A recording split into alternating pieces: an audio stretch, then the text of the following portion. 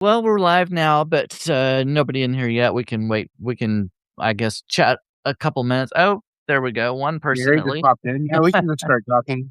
We can get right into it. So I like doing our intro now, the one that we decided to do for our thing. So you say your name first, I say my name, and then we do the thing. Hello, I'm Brandon Elrich, and And I'm the Sturge writes it down. And this is Tuesdays with two. two days. Perfect. I like that. Today we have a very special episode for you guys because we know next week, and this is really important to us. Next week is Martin Luther King Jr.'s birthday, the national holiday in the United States, celebrating one of the great civil rights leaders and a monumental figure in helping to secure racial equality in America. Although the institutions today are trying to erode at that, but I mean, what are we going to do? And it seems like this this year, it seems like the current president wants to deprioritize days like Martin Luther King Jr. Day and Juneteenth, which are very important milestones and celebrations that we need to be aware of in all communities. But this is especially important to our African American community and Black. Well, it depends on who you ask. I've had people who say Black or they say African American. It's either one. Yeah, same boat as the gays. But there is some intersectionality between our communities, especially Black queer people, Black trans people, Black gay people. I mean, we've got a lot. Our gay rights have very much paralleled a lot of what's happened in like with civil rights with Black rights as well. So I mean, very Yeah, important. and that's something I was gonna say. I've lived in a couple different places. Right now, where I'm at, there's not a whole lot of diversity, but Black culture, yeah. I lived in an area where it was a little more diverse. There were more Black people around. I've been friends with a lot of Black people, and I kind of feel like there's a commonality in some ways because we're both kind of marginalized um, communities. Well, you for being gay and me for being brown and gay, yeah. Yeah, And like I don't necessarily put myself in the people of color category, but I am. Like if you actually, because if you look at me, you see me, and I'm not white, so it's like yeah, automatically to a white person, it's like I'm a person of color. Um, my father is white, and I had that insular privilege with that, but I do understand what people say when they say white privilege and all that other stuff because I lived in a mixed household, so it's yeah. very interesting to see how different people react in different ways and just how we all kind of interact and intersect. Yeah, growing up, well, like I said, growing up, I lived in a very non-diverse place. My school was very small. We didn't have very many. Well, I think when I was in junior high, there was one Black guy that I remember being in high school, and I can't remember anybody else in the school that that was even.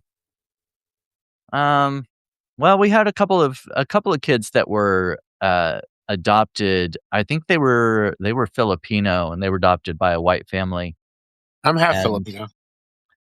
but, other than that, yeah, we didn't have much diversity in our school growing up, and my dad was racist. He would tell racist jokes and Oh things, God. so yeah, and I knew from an early age that was wrong. Me too. Um, my dad didn't make so much racist jokes as he did kind of like said like kind of stereotypical things about certain groups, which Yeah. made me wonder if he was racist. I mean, I imagine he was a little racist. He was born in Texas and was in the military. Um, but I mean, I don't know. And I see Onyx Rose said she was what or what does it say? She One was of one the of 8. 8 black black people in her people graduating in class. her graduating high school class of 1,500 students. Wow. Well, you guys both, in terms of where you were, majority white, but I grew up in California, which, especially in Sacramento, there's a large Asian population in California, and there's also a large, well, not a large black population, but I had more than 8 black students in my class. Like, I have people that I went from kindergarten through 12th through, a lot of the black kids, and they were with me the whole time, and I would say at least 12, uh, just that core group, but more than 12 in the whole school. Out of, like, 1,000 students, we probably had, like, 200 black kids. Oh, yeah. You know, it was a lot more racially diverse where I was. Asians, Russians, black people, I mean, all across the board. There was, I I would say 70, my school officially released a thing that said there are 73 different languages that are other than English spoken at the house as a first language for the students at my school. So we were from all over the place. So Yeah. I guess I was lucky in that respect that I got that cultural diversity early on, and that I mean, being in a multicultural environment and interacting with different background people from different backgrounds and different ways of life, it didn't really. I was already exposed to, like, a better, like a more rounded worldview early on. Yeah. Onyx Rose said the first high school she went to was 70% black, an army base, and Was this that's in Germany, or was this in the U.S.? Because I know a lot of the overseas, army bases too have a lot of black people that, that live, on the U.S. Army bases. Right. yeah, well, she was talking about Georgia, but I don't know. Yeah, Southern Oh, Southern Georgia. Georgia, Yeah. like near, like, what is it, Savannah? Earlier she said East Cobb, Atlanta, Georgia, and Marietta. Oh, Korea. Yep, Oh, and Korea has it too. Hmm. Okay. Anyway, I mean, it's nice that we're engaging, but we did have a topic for today's thing, and we were getting into it a little bit, talking about cultural diversity, the legacy of Dr. King. And I made Brandon watch a movie that I've also watched as well called Rustin, which was about a gay black man who was a pivotal leader in the civil rights movement. I do want to make a brief mention of one prominent black trans woman, not related to that part of it, but she was monumental in the Stonewall riots, Marsha P. Johnson. oh, I yeah. mean, I say her name, like, she was instrumental in the movement. So I just wanted to bring that up. But let's go ahead and keep going. Yeah, I'd never heard of the movie, and you mentioned it to me, and I'd never heard of Rustin. I can't Byard remember Rustin. what was his first name again? Byard. Byard. Okay, Mhm. and when Or I it looked it might have up, been Bayard, but the way I've heard yeah, it, I think it's like Bain. I say Byard. I don't know why, because that's how it looks to me. I know it's probably Bayard from what I remember from the movie, but I always said it that way. Yeah, but I had never heard of it. I'd never heard of him. I hadn't heard of the movie, and then when I looked it up, it was on Netflix, and the on the preview it showed Barack Obama kind of introducing it and Hmm. talking a little bit about Bayard Rustin, and Yeah, Bayard. Well, I mean, the way I say it, oh well, I I mean, think it's I cultural. I can't remember. I don't know. I can't remember It how is they say it. Bayard. I'm being weird. No, it's it's fine. But, anyway, when I watched the preview, it was, Barack Obama introducing the movie, but then, I didn't see that, like, when I actually clicked on the movie to play it, I didn't see that clip. I was kinda hoping I'd see him the full version of that whatever that speech was or that introduction, and but Yeah. anyway, Barack Obama and Michelle were the executive producers of it, which I also found interesting. I don't know if I'm not familiar if they've produced, other movies or not, but I I thought it was, um, I thought it was cool that they chose to do this one, Well, I and, mean, thinking about the Obama's own legacy being like Obama being the first black president of the United States. I mean, that's a big yeah, deal. Like yeah, being a pioneer. yeah, and he actually, um, oh, I can't remember the name of the bill that he passed.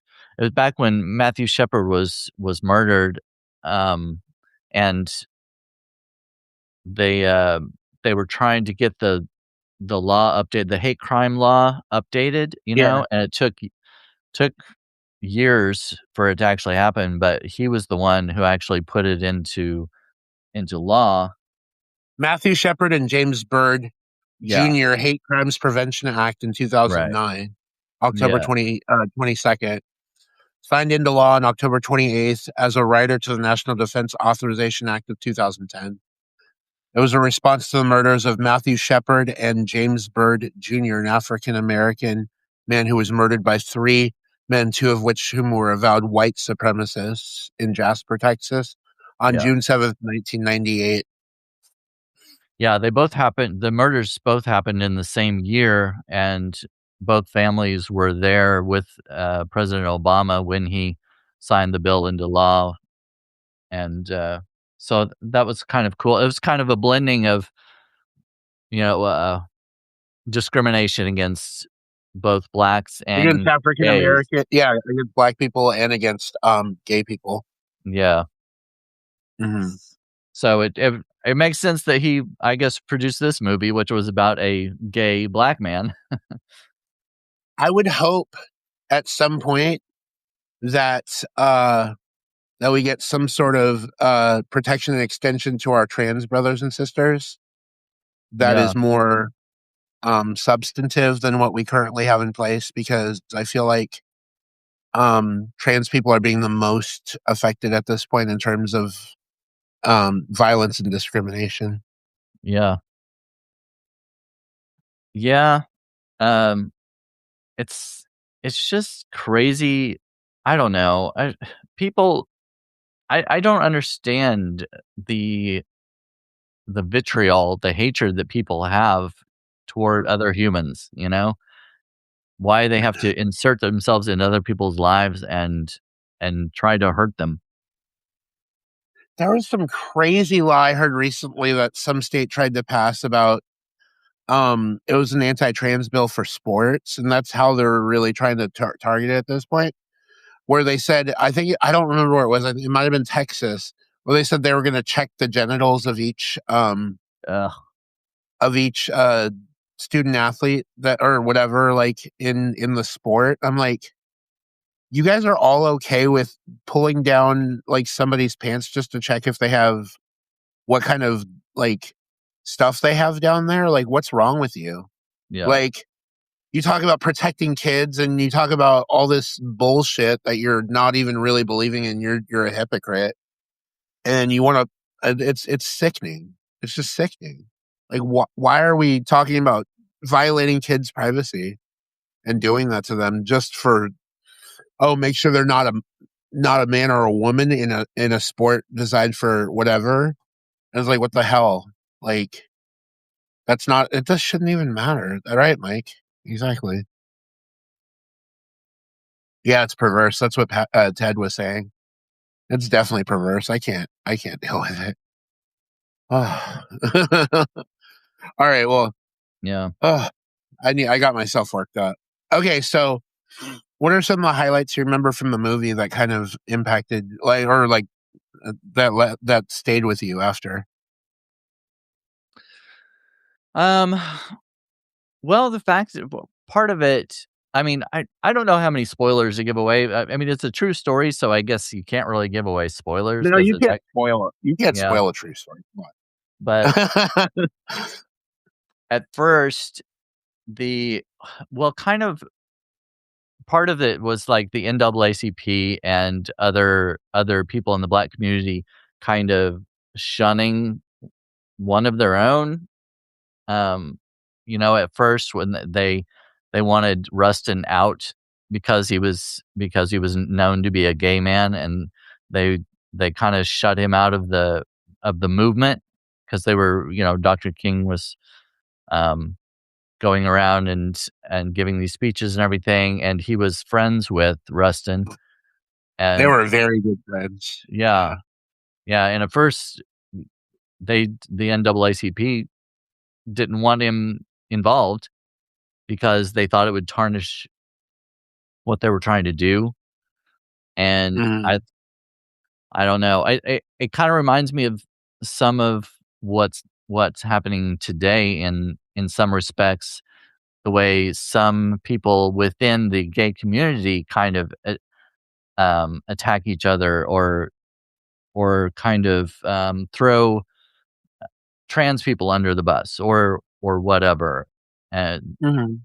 instead, we should all be banding together to show more support and be stronger together instead of We all need to splitting be this up. Marsha P. Johnson. We all need to be Marsha P. Johnson at this point and fight the Yeah. powers that be.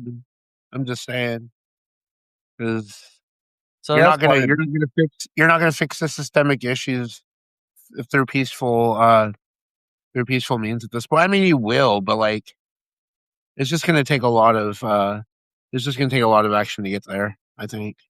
it's really hard when you're wanting to, um, change things peacefully when you're up against violence, like Yeah. Well, the I ICE and almost everything. I almost advocated violence just now, and I'm like, wait a second, I need to rein that back in a little bit. I am like a lot, so what Bayard Rustin had told his friend King about nonviolent resistance and what Gandhi had been doing in India and adopting that in the movement.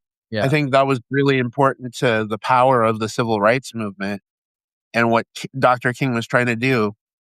It's like they'll spray us with these high powered hoses. I mean, we're not just going to take it, but we're at the same time we're gonna rise above that. We're not gonna fight them back with violence necessarily. yeah, And I've yeah. Gandhi and King. I mean, those two in terms of nonviolence, like that's something I've kind of tried to incorporate into my own life. I don't like to confront injustice with violence necessarily, but I also do see the value in you know I mean actively fighting the system. Like it's so messed up right now. Another thing that I really thought was interesting was, well, just the fact that I didn't know anything about him and how instrumental he actually was behind the movement and behind, getting that march on Washington where Dr. King gave his speech and everything. I thought it was so odd that, of course, we're taught about, Martin Luther King Jr. in school, but Bayard Rustin, I didn't hear his name. I don't remember ever hearing his name mentioned. Maybe he He was, but wasn't. definitely not. No, no, no. He wasn't emphasized as much until more recently. Right. Um, and especially since I don't know if you know this, but his partner, who actually for them to stay together since gay marriage was illegal back then, he adopted him. So I don't know if you remember that. So Adopted. Bayard adopted his same sex partner who was a little younger than him. Like I think Bayard at the time was in his 50s when he met Walter Nagel. And Walter Nagel was just finishing college and stuff. He was 28. He's still alive, actually. He's 75 now, and he's still trying to carry on Bayard's legacy in the modern day. And he was a white guy, but he was a huge supporter of what the African American community, the blacks, were trying to do. The black community was trying to do at the time, and he wanted to see that movement realized. And I mean, obviously, he married Bayard Rustin, but like Yeah. yeah, they were together for so many years until Bayard's death in '87, of course. Yeah, when I read that, him dying in '87, I was kind of surprised, especially after Martin Luther King Jr. was assassinated.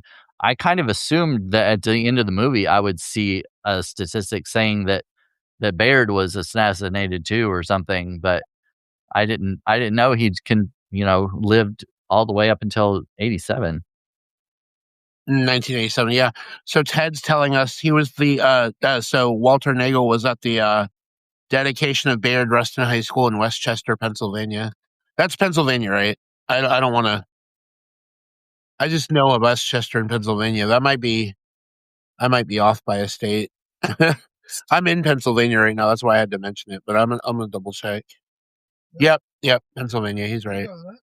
Yeah, I'm across the state. I'm in Erie right now.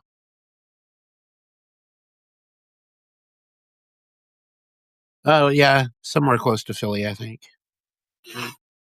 Uh, So another thing was like when when Rustin finally was able to get all these forces together to try to do this 100,000, well they were hoping for 100,000 people.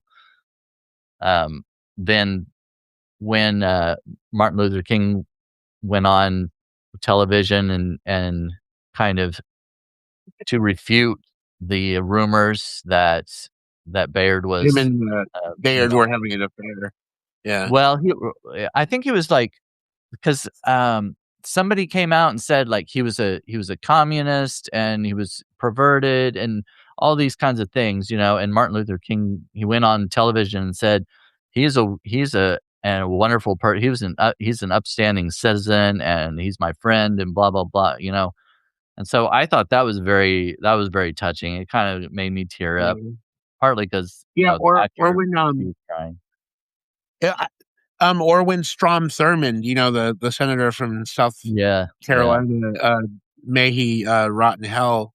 Um, one of the most racist senators that has ever been in the Senate. Oh my God! Or I mean, it was Senate, House, no, whatever. He was in Congress.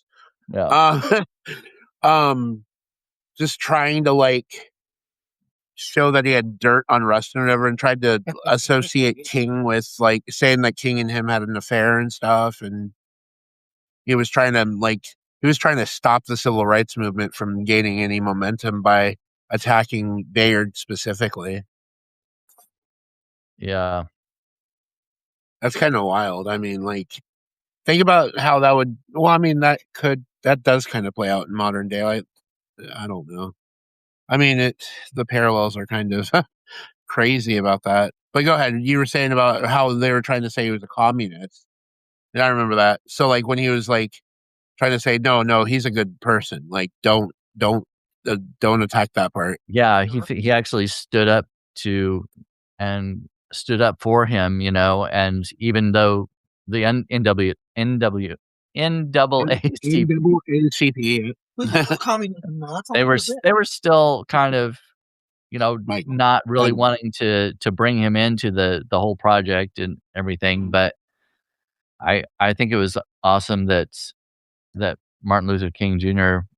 stood up for him and admitted that he was called him a friend and everything. mhm. And I really liked I really liked Chris Rock in this one. I thought he did a really good job in that role because, we usually see him in a comedic role, and this was a very serious one, and I thought he did a good job. What did you think of what his role or his acting job? I mean, he's a good actor. Period. Like, I don't think. Wait, Chris Rock? Oh yeah, duh. I'm so stupid. He played I the think what no, was it? I know. President or the head of the NAACP? No, I know. I'm like he just blended into that so well, and I know I saw him. I just oh my god, I'm so stupid. Um, no, it's because I'm thinking Chris Rock didn't play Bayard. Coleman Domingo did. I'm like, what the hell? I'm like Oh, thinking yeah, about it for a no, second. yeah, Oh I yeah, was yeah. mixed up. No. I thought that's what you meant. I'm like, wait a second, that those two don't look alike. What the hell? But yeah, no, Chris Chris Rock in the role as the leader of the NAACP. That was pretty good. Like Yeah. he has some acting chops. Like people don't know this about him, but like so if you watch any of the other movies that aren't like as comedic as like the ones that he's famous for, you can see his range. I don't know, I don't remember a serious role that I've seen him in. There was a movie where he dies and comes back, but he comes back in a different body. It's a well, I mean, it's still a little comedic, but it's a little more dark, more serious. He comes back as an old rich white guy. Um, I'm trying to remember the name of the movie. If anybody in the comments knows this Oh, one, they can let that me sounds a know. little familiar, actually. I didn't see that one, but I did. I was that was good. I cried a little bit in that movie. That was kind of that made me think too. I'm like, what in the hell was I thinking? I'm like, wait a second, Chris Rock, so because like he's supposed to be. I think he's supposed to be like a little bit older in that movie. yeah, right, you could tell, like, with the gray in his hair and his beard that That's yeah. what it was. It's like I don't know. Sometimes I think people there are actors that kind of look like him that aren't him necessarily, but he does have Oh, yeah. those distinctive eyes, and that's really what it like what would should have stood out for me in that. Well, It's like it's yeah, kinda hard to recognize him too because of the seriousness. I mean, he was kind of angry most of the time in that movie and, like, going after Rustin and everything, yeah, and you don't see him in that kind of light usually. yeah. He's always No, I mean smiling like and you would happy. think something like Chris Rock would stand out to me, but like I think his acting was so good, he was just more sublime. So what are But some things Coleman that Domingo's role, I mean, I said his name right, Coleman Domingo, the main guy. I mean, yeah. his that's incredible to see him do that kind of role. That's awesome. Yeah, And I was familiar Ginger's with in here. She what? wanted to say hi to us, so I want to say hi to her really quick. Who was that? Ginger Cook. Oh, I didn't see where is sh I didn't She said, see "Hey, cuties." I'm not wearing my glasses today, but huh. usually I'll be wearing my glasses during these. I just didn't want to wear them right now because my eyes got a little tired earlier, and I had to take them off. I can I still don't see all of you. I don't even see her name in here.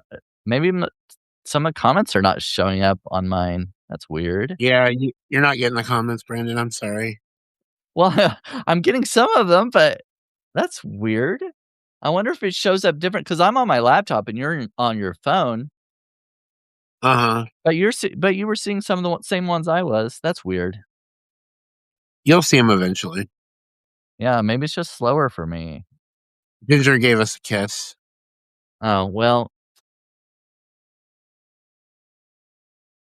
All right. Anyway, let's that's continue our weird. conversation, man. Huh, Oh that's my odd. god. Well, anyway, Coleman Domingo. I know the name, but I can't place something else that I've seen him in. I should have looked him up to see what else he was. I guess I could do it right now, but You um, could. I mean, what do you think? Like, let's see. Hold on. Coleman I'll pull it up for you. Domingo. He's 56 years old. He's been in a lot of stuff. Oh yeah. He's gay too. He met his husband Raul Domingo in 2005. They married in 2014. Oh, now I remember the last thing I saw him on was Euphoria because Uh huh.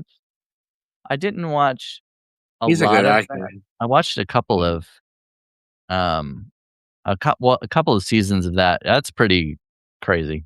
Anyway, I mean, we don't need to go on all that, but, No, no, no, no. um, yeah, Oh, Philadelphia's own. Yep. huh. Ted, touting that proudly. And I can see, yeah, no, I see the comments as they come in, Ted. Yeah, Coleman Jason Domingo, born November 28th, 1969 in Philadelphia, Pennsylvania. even went to Temple University. So he's a homegrown Philadelphia product. And he was playing somebody from the area. So it's kind of fitting. Baird Rustin, yeah. Yeah, I tried to test out my I wrote something in the chat and it didn't come up, so my comments are frozen, I guess. Oh, well. Well, sorry if I'm not responding to anybody in the comments because I can't see them anymore. They stopped for me, apparently. Hmm. That's all right. I got you here. So if anybody says anything about you, I won't tell you. Oh, right, right. Yeah. We Okay. got all kinds of technical issues going on today. I don't know what was So going on. this is the time right now, guys. I'm inviting you all on our very special second episode of Tuesdays with Two Gays to make disparaging comments about Brandon that he can't see. But Yeah. also, we'll switch off the topic for a second because I did ask you something last week that we kind of have to hold you to. How did your date go? Oh, okay. All right. Yeah. Side note here. We didn't end up meeting because he had to do something, help out somebody that day. Oh, so he got sussed out and he canceled But on you last minute and basically came up with an excuse.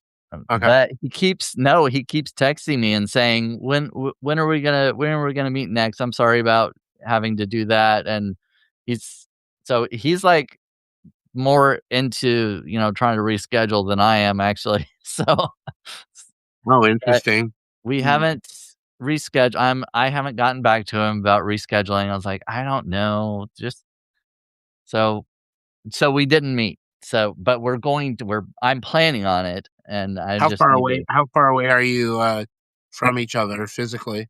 Well, we're gonna have to meet, like, in the middle because he's, like, an hour away, so but he agreed to a place, kind of a midway point, so we're gonna meet at a coffee Now I have place. that stupid song stuck in my head.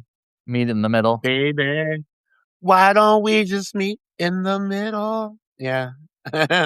Yes. uh yeah, well, you have to reschedule with that guy as much as I have to reschedule with one of our audience members today. Oh, yes. But I won't call them out because we I that was my bad.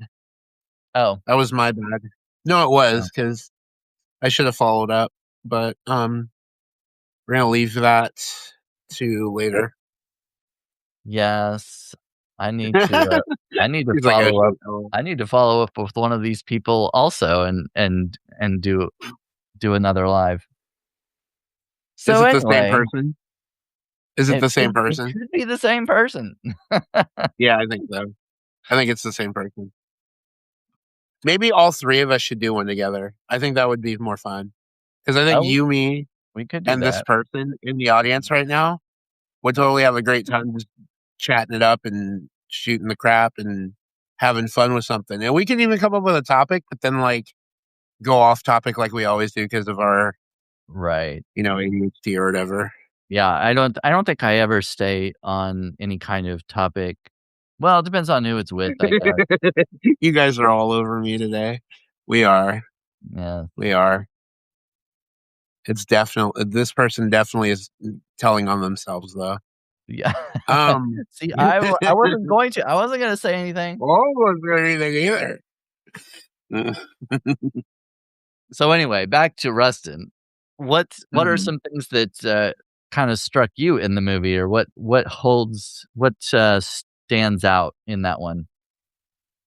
Okay, so basically, like for me, the thing that like really impacted me the most is just initially the fact like how hard it was for Dr. King to push him aside.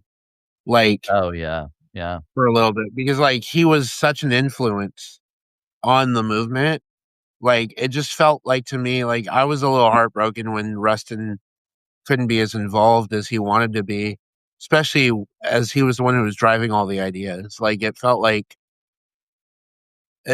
almost like a betrayal, but at the same time I understand why on the optics. But then like King coming back and stepping up for him and then moving forward with it, even though they did disagree on some things especially the war. Like Bayard didn't want to focus so much on the anti-war stuff as he did want like helping poor people.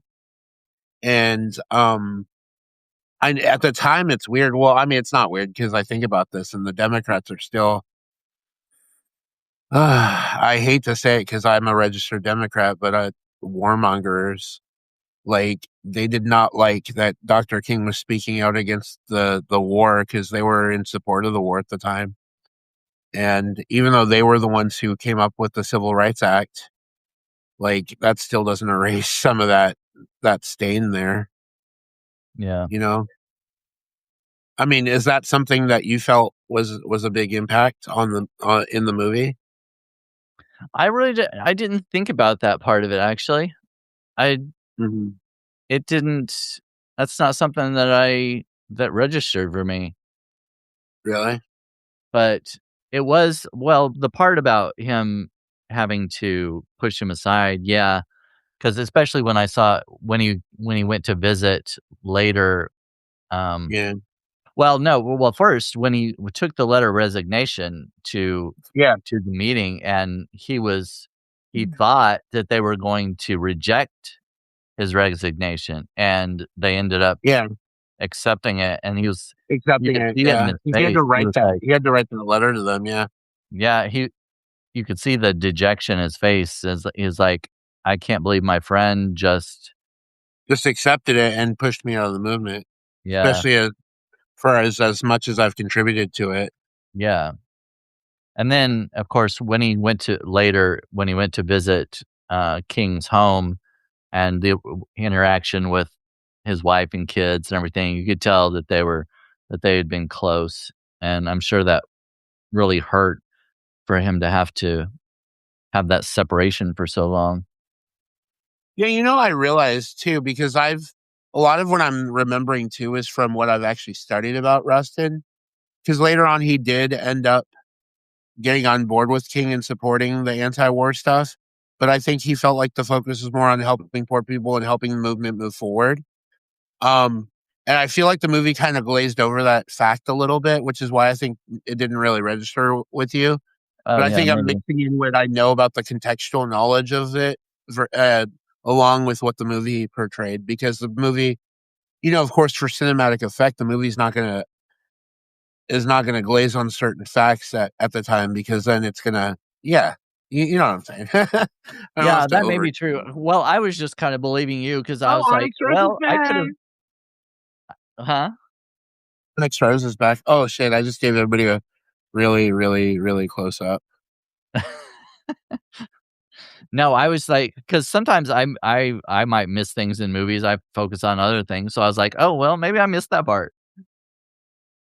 Hey. Yeah, so basically what we've been talking about, while Onyx Rose was gone, just to catch her up a little bit because I know she was gone for, like, maybe a half hour, we were, oh, hi, Henrik. We were talking about, well, I mean, you go ahead, Brandon. We were talking about the movie for a little bit, the Bayard Rustin, um, Oh, yeah, just basically talking about the different things that we picked up from the movie. yeah, things that we felt were impactful to us during the movie, and And I especially I kind of mixed in my contextual knowledge, the previous knowledge I already had before I watched the movie with what actually happened in the movie because some of the things they did kind of allude to, but they kind of glazed over them. But Bayard Rustin, as the activist he was in real life, especially later on when he was more of an instrumental factor in the gay rights movement in the '80s, especially after he had adopted his partner Walter Nagel. Yeah, yeah, yeah. I do remember all these names. Um, he uh, so he was got that really the into that. sorry, was that the same one in the movie? The young guy that played The white guy, yeah.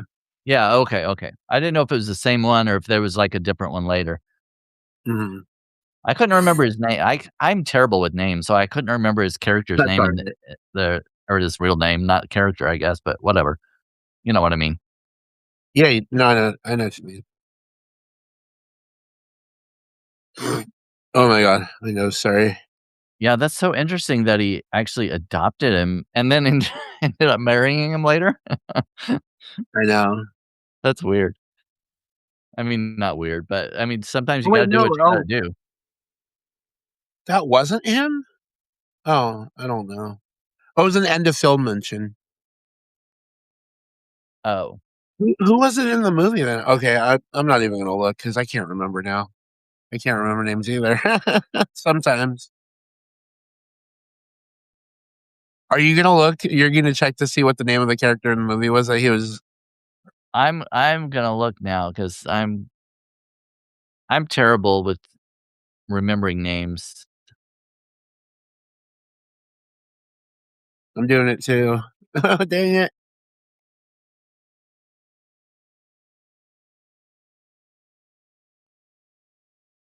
My own partner is over here blowing me kisses.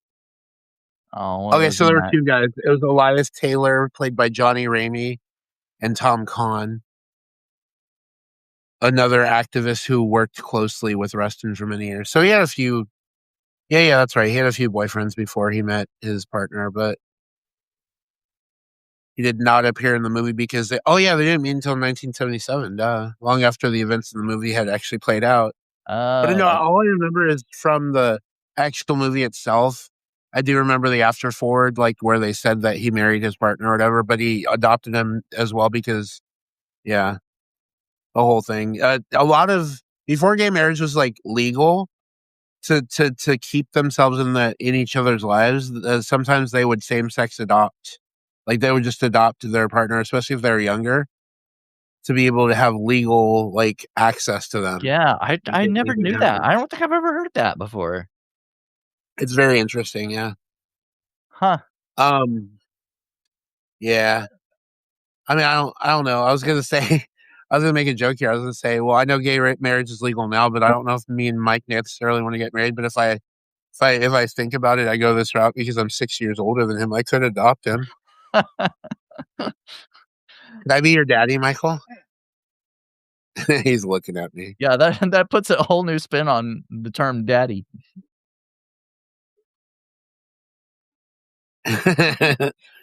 I'll be your daddy.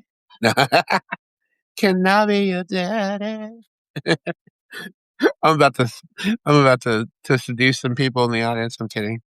Um, Oh my god. No, Brandon, I mean, do one of your baking videos and this view count will go way up. The what? I said if you did one of your baking videos while we were doing this, your this way this view count would go up to like Oh, 1,000. I was I'm thinking about kidding. doing one tomorrow, actually.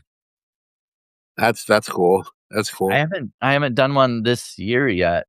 I kinda took the holiday as a little break, so Well, I was thinking the holidays when you'd want to make stuff like Christmas stuff, especially. yeah, well, I mean, I did one, like, at the toward the end of December, but after I guess after December is when I took my yes, like, last week was my holiday break, basically, New Mm, Year's, so yeah. I haven't done one this year yet. Well, really quickly, I wanted to mention something because some people might have noticed very subtly that I wasn't very subtly eating, but I hadn't eaten today, and I ate a fish sandwich and some hush puppies earlier, and I was doing that on camera for a bit. But and a fish burrito. That's right. Yeah, Mike made me a fish burrito. A fish burrito, oh, Yeah, never yeah. had a So fish burrito. it's a fried fish thing. Cheese. Just wrap it up. Eat it. Mm. What do you say? He will do my recipe for Danish soon. Oh, you're gonna do a Danish recipe? Oh, well, Henrik yeah, is that Henrik? He sent me a recipe Yeah. for Is it oh god, rugbrød med fleur? Am I saying uh, rugbrød med fleur? I think I'm saying it. sure, I might sure, not be close. maybe. It could be, I don't know. I'm Maybe. not even close. I mean, my Danish pronunciation when I was learning the language isn't that great. I mean, Henrik said to call me out a few times, Oh, yeah, I'm sure butchering he some Danish words. yeah, My Norwegian's a lot better. Oh, wienerbrød. it's It's wienerbrød. so Oh, he didn't well, yeah. Oh, he didn't put the He wants title you on to it, actually. he wants you to put wiener in bread. Wiener Wiener Schnitzel. bread. Wiener bread. Wiener Brot. Wiener Brot. Hmm, well, Yeah, no, well, he wants tomorrow you to I'm take buns. Hold on, he wants you to take buns and stick a wiener in it. gonna Are we still talking about baking? Maybe. I'm not doing it tomorrow, though. I want Ginger Cook to chime in really quick. You Because what? this is the perfect time for her to interject. Who? Ginger Cook. Ginger! Oh, I can't see anything. I tried to put a comment out there. I don't know if anybody saw it or not. What did it say? That I can't see comments. Oh, I can't see comments. Okay, I just sent it. Did you see it? yes. Oh, you did? Hmm. Well, I guess I can see comments and you can't. Mm. I can Oh, talk, well, but I mean, I can't see them. you haven't been seeing what, Onyx Rose has been saying about you in the comments. I do I know. encouraged her and everyone else to say bad things about you since you can't see them. Well, I know her, and I don't think she's doing that.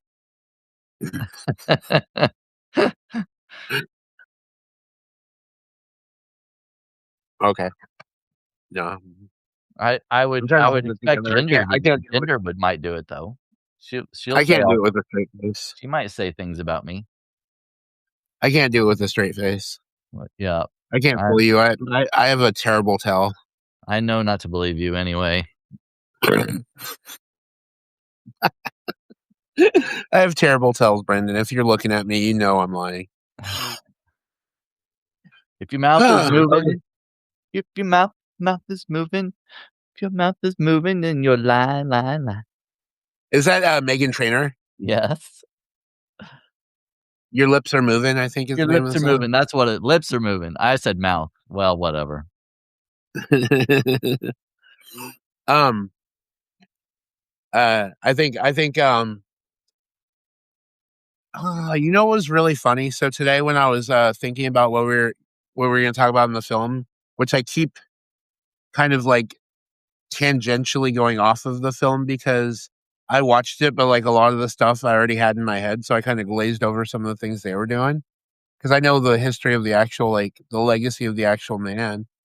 And I mean, they did a good job of portraying what he did and what happened with the whole thing early in the civil rights movement, which obviously, I mean, that was a very important, very monumental movement in this country. And you've got to realize that, like, King's assassination was only that was just under 60 years ago. Like, all this stuff just happened 60 plus years ago, roughly. And like we all try to say like racism was behind us and all this other stuff, but like this all just happened.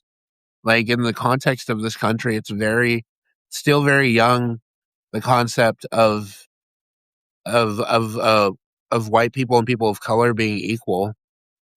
Well, Well, and I mean, I mean, we were just talking about James T. Byrd, and that happened in 1998. yeah. And Matthew Shepard in 98 as well. Yeah, Or 97? Was it 98. 97? It was in both 98. Mm-hmm. Hmm. Yeah, a lot. I mean, a lot's happened in the last 60 years, but a lot of stuff. It feels like we're sliding back. Yeah. Well, at least like, I Oh, mean, Ted said in his lifetime, it's all happened. Yeah, and he's old. some good things are happening. Like, like, did you watch any of the Golden Globes?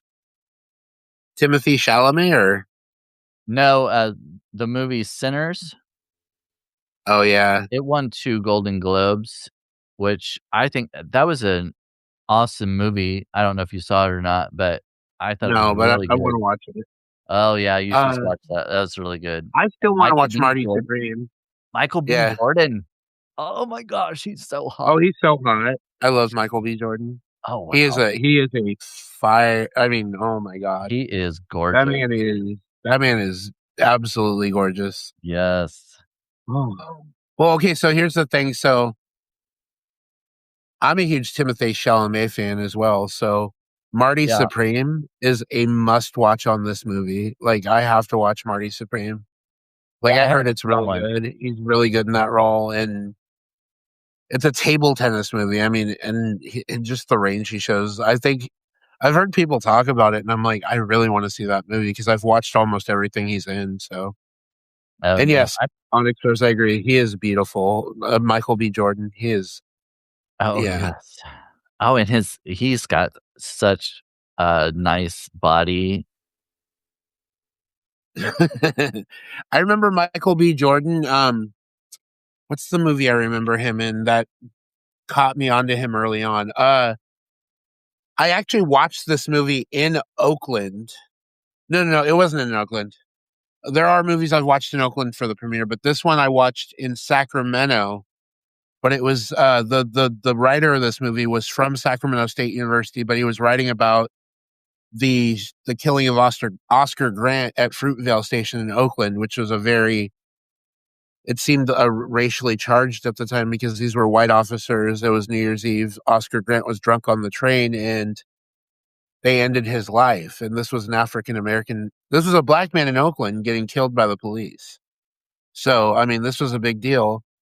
Fruitvale Station was written by Ryan Coogler, who's a he's a bigger producer. I think at the time he was still up and coming, but he's a Sac State graduate, which was actually the school I went to. Um, and oh my god, Fruitvale Station! I watched that premiere weekend, and Michael B. Jordan played Oscar Grant. Oh my god, that movie that made me cry. I don't know That that made me one. cry. You've got to watch that one. Oh my god, that was a young Michael B. Jordan. Well, the first time I saw him was in the show Parenthood. He had a recurring role. He played the boyfriend of one of the daughters. It was just I think they were in college. They were just out of high school, so he was pretty young then. And I guess I mean, I'm Yeah. sure that must have been, like, one of his first roles. But then, I of was course, wondering if mhm. Black Panther. Okay. Mhm. Yeah, oh, obviously. Yeah. But, I didn't I didn't see the boxing one that he was in that, wasn't that Creed? oh, yeah, that was Creed. That was a pretty good movie. You know what's funny about it? So I was just thinking about this. So Ryan Coogler actually produced Fruitvale Station, Creed, Black Panther. I knew this one. That was his big one. Black Panther, Wakanda Forever, and Sinners. So all these movies we've been talking about Oh, right here, that's all Ryan Coogler. So I if didn't you know like that. movies directed by Ryan Coogler, no, I knew the one about Black Panther. I was leading up to Black Panther on that one. But Fruitvale Station, you've got to see that. That was his premiere. And like I said, he's a Sacramento kid, which oh, it says he's from Oakland originally, but he went to school in Sacramento. Um, and that's where I got introduced to him was that first movie he did, and now he's big. He's a huge producer because he was the one who produced Black Panther, Sinners, and all these movies that are getting acclaim now. He's a good producer.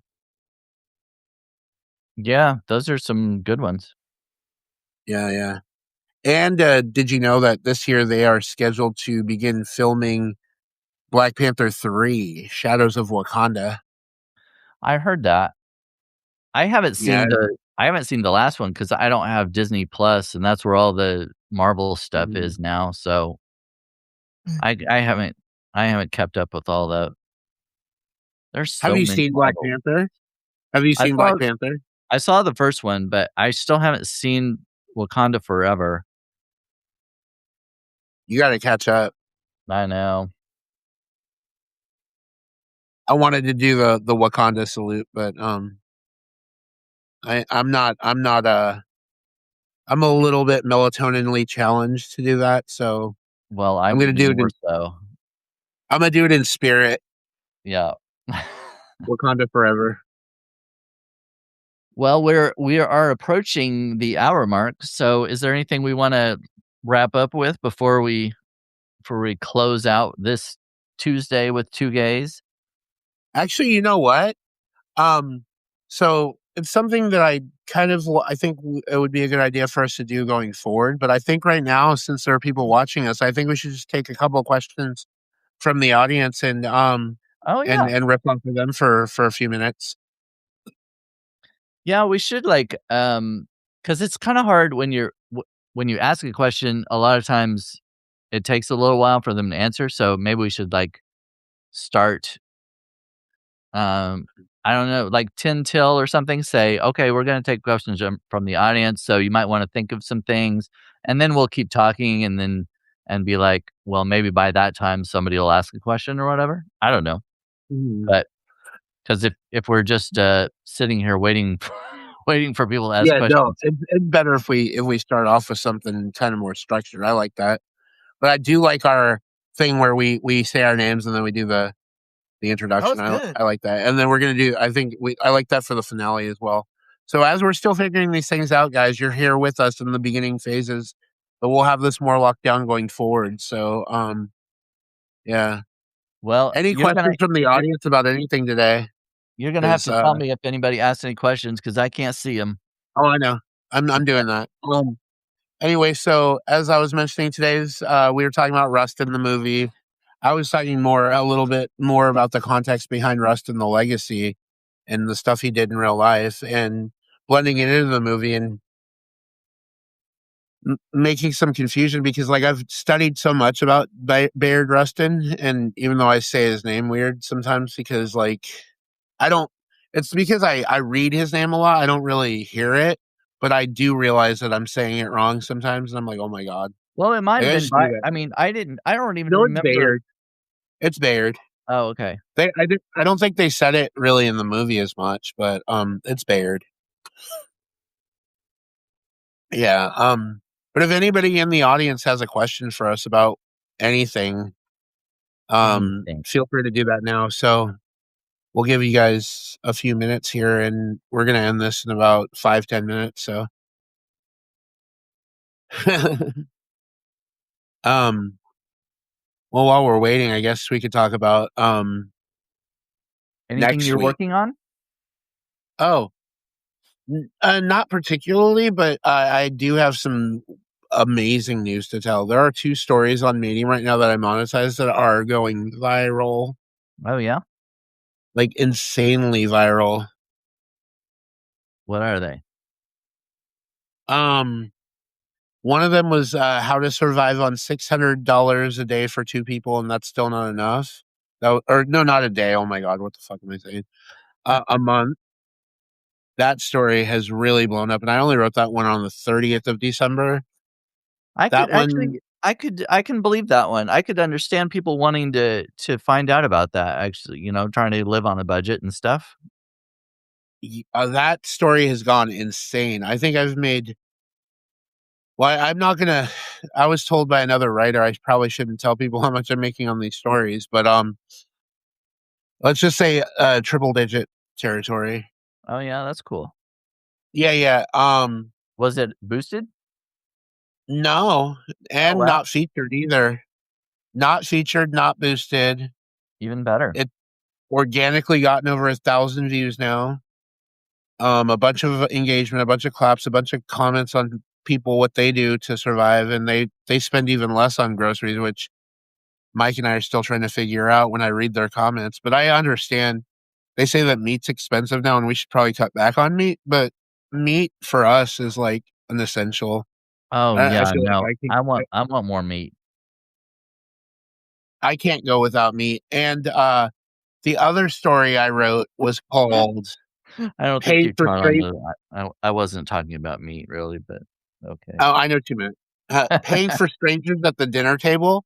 And this was about a wedding reception that I had attended that at the end of it, when we were all splitting the check, they tried to pin more on me and Mike when we were there and make us pay for more of the dinner than Oh, we had expected initially. And that was a very interesting story too because it's it's regarding social etiquette and how to split a bill in a group. But I did the math on my own calculator. I didn't write this in the story, but I did my math on my own calculator, and I showed them exactly how much we spent, including tax. And then I already showed them what we put in the tip, and I'm like, whoever didn't pay for their shit, like, figure it out. If I what it was to say, Alexi said, if I had 10 of the same accounts, I will have 1,000. Nice. Wait, what's I have at least 4,000 comments on one of my notes. Wow, Onyx Rose, way to go. Yeah. I wasn't monetized for I was famously not monetized for over 4 years on Medium or on Substack. I'm still not monetized on Substack. I'm working on that, but over 4 years on Medium, I was not monetized. And I sat on thousands and thousands of dollars because I have over 725,000 views now, lifetime. I actually did the math today because I was like looking through curious, and Yeah, I added it all up from the beginning. I have 725,000 views over 4.5 years. that's a And lot of they're looky loos. oh, I know, and I'm going way up right now in terms of that because of the two stories that are just on fire right now. Yeah, I literally so Onyx Rose is not monetized. I literally missed out on thousands and thousands of dollars. And right now I'm kind of making up for that by I started last month, and it's going well. So how about you? What are you working on? Well, I just started a new publication last week called Oh. Unraveling. Elrich Unraveling. My Mhm. fiction, poetry, I just one of them just went out today, and I already have 2 paid subscribers on that one, so I'm really happy for that because it's only been up a week. So I'm hoping Mhm. that's a sign that it'll do well, but I don't know. We'll see. I'm really hoping it will. I like doing poetry and fiction, so, um, Nice. yeah, I'm, hoping for it. Yeah, yeah. Um, But, yeah, as far as working on for the future, I don't I mean, I'm always just kind of working on drafts of articles and stuff. I can't think of anything that's, like, specific. Well, I said I was gonna do a baking thing tomorrow, but other than mhm. that, I don't have anything planned that I can think of. Yeah, But yeah. well, we've hit the hour mark according to my timer up here.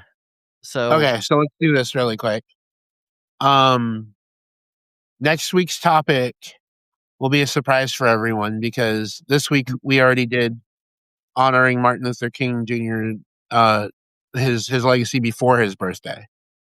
yeah, So we're not we're not doing a special King episode next week because next week will be the day after King's birthday. Well, celebration of his birthday.